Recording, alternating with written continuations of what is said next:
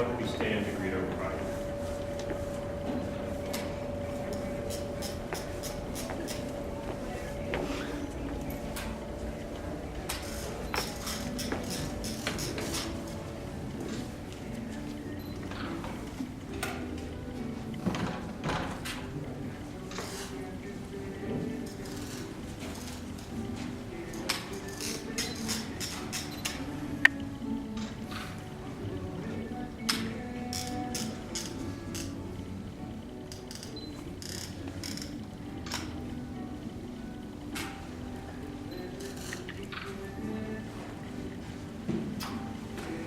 Well, good afternoon, everyone, and welcome to University Place. You don't have a beautiful bride here. Doesn't she look wonderful? You can clap, it's okay. Why don't you have a seat there? A little bit here. Yeah, there. You're better looking than me. It's very special to be here today. We have a lot of different groups that go back, don't we? Couple years. Yes. I was next door neighbors back in the 80s to the Cloughs. I looked out my bedroom window at their house when I was at St. Vincent de Paul Church. And actually, this is the convent I used to go to Mass to because I just lived up the block here, went to St. Francis, so this is my old neck of the woods. So then Mike and I have worked together for, I don't know, it seems like 40 years, but it's only been 22. But, so a lot of roots, and it's great to have everybody here today. And this is my friend Mike's place, and we want to thank him for being very gracious and making it available to you today. So Mike's married somebody from the Dominican Republic. Isn't that wonderful? I've got 5 really good reasons why I love the Dominican Republic. The first, some of the nicest people you ever want to meet are from the Dominican Republic. Some of the best climate in the world is from the Dominican Republic. Some of the best rum is from the Dominican Republic. Some of the best cigars are from the Dominican Republic. You guys keep giving us some really good baseball players. So we do love the Dominican Republic. I just stopped at 3. So, family and friends, we welcome you today to witness the marriage of Mike and Melba.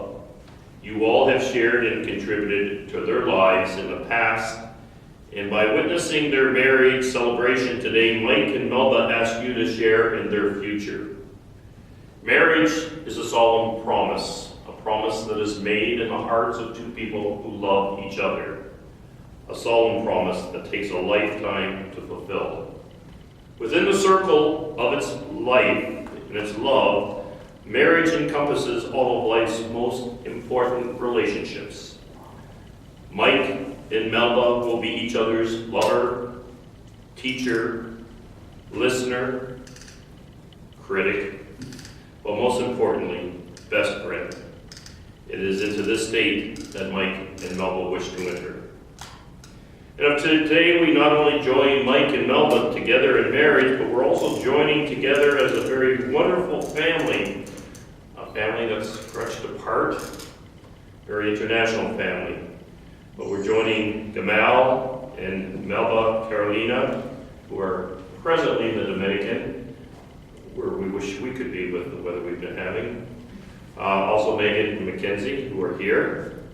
Aaron, who's always here, though physically passed on 20 years ago. In addition, we've got a couple of grandchildren as part of this family, right? We have Diego, who's also back home in the Dominican. And of course, where is Bridget? There's Bridget. Bridget, the show stealer. She looks so beautiful today. And she knows it. Yes. So anyway, honored guests, you've been invited here today to represent the families, the friends, and traditions that have brought Mike and Melba to this point in their lives. They both have asked you to join them out of their love and respect for you. So I'm now going to ask you to return some of that love and respect by responding in a very resounding manner, I do, to the following question. As part of the community that surrounds Mike and Melba, do you offer your love and support to strengthen their marriage and to bless this family created by this union? I don't know if that was resounding. Sounded, I didn't hear the banana. let's try it one more time. That's better. Mike and Melba have asked me to share a couple of readings. One is from Sacred Scripture, and perhaps is the best known reading from Scripture at weddings. It's from St. Paul's letter to the early Christian community in Corinth. If I speak in the tongues of men and of angels, but have not love, I am only a resounding gong or a clanging cymbal. If I have the gift of prophecy and can fathom all mysteries and all knowledge, and if I have a faith that can move mountains, but have not love, I am nothing. If I give all I possess to the poor and surrender my body to the flames, but do not have love, I gain nothing. Love is patient. Love is kind. It does not envy. It does not boast. It is not proud. It is not rude. It is not self-seeking. It is not easily angered. It keeps no record of rights and wrongs. Love does not delight in evil, but rejoices with the truth. It always protects, always trusts, always hopes, always perseveres. When these three remain, faith, hope, and love,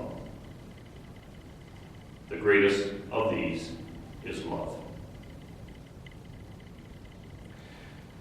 The second reading is a secular reading, and it's a wonderful reading because I think it resonates very well the feelings that Mike and Melba have for each other.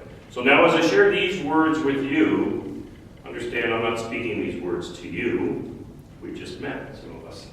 These are words Mike would speak to Melba, and Melba would speak to Mike.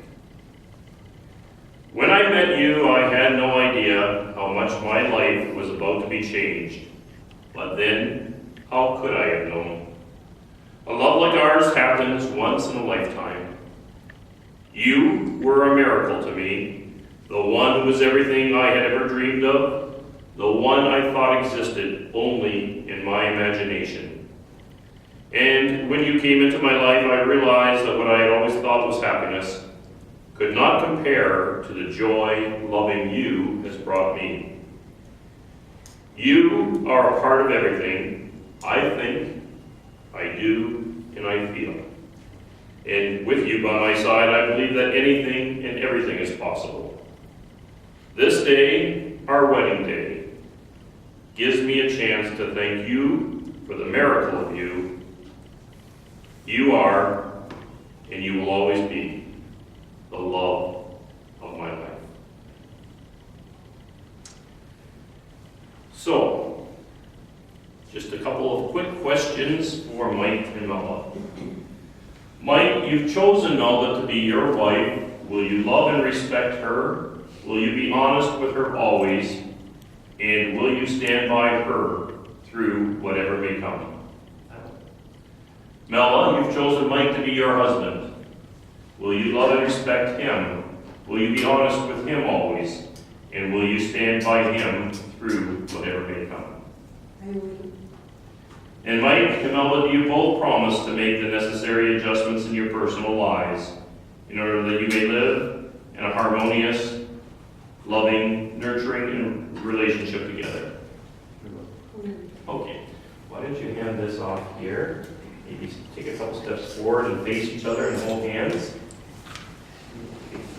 Maybe just a little bit more here, face each other. Okay.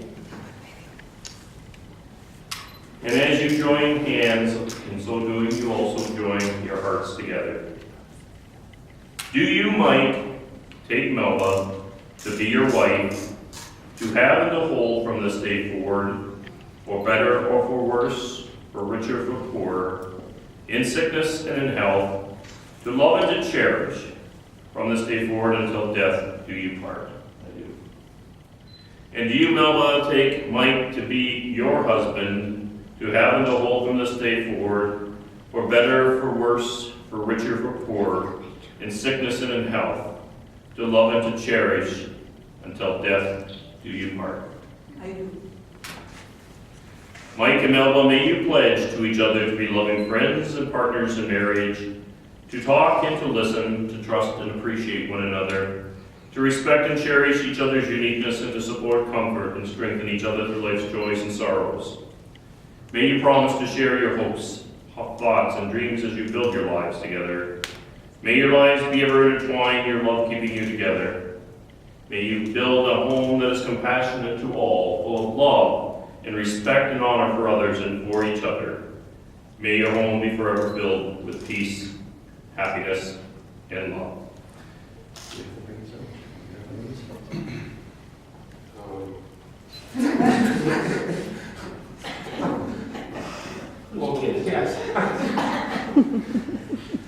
Love freely given has no giver and it has no receiver.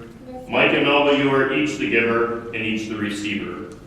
The wedding rings which I hold now in my hand are symbols in visible form of the unbroken circle of your love, so that wherever you go, you may always return to your shared life together. May these rings always call to mind the power of your love as you go about your day. May their circular form remind you that love given freely comes back around again and again. So when you take off this ring, as you place it on your finger, repeat after me.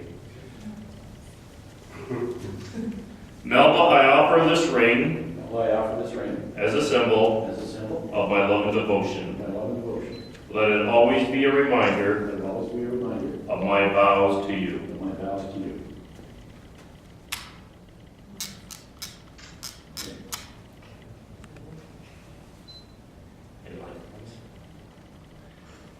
Mike, I offer this ring Mike, I offer this ring as a symbol as a symbol of my love and devotion. of my love and devotion. Let it always be a reminder Let it always be a reminder of my of love for you. my love for you. Well, Mike and Melba, because you have made these vows professing your love and devotion to one another before the presence of your God, your family, and your friends, by the power vested in me by the Marriage Act, it is my pleasure and my great privilege to pronounce that you are now husband and wife.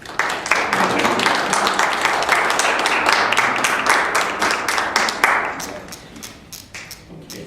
I'm going to invite them with the two witnesses to come behind the altar. We have some papers that we need to sign, and while we're doing this, a beautiful piece of music, When God Made You, we'll listen to.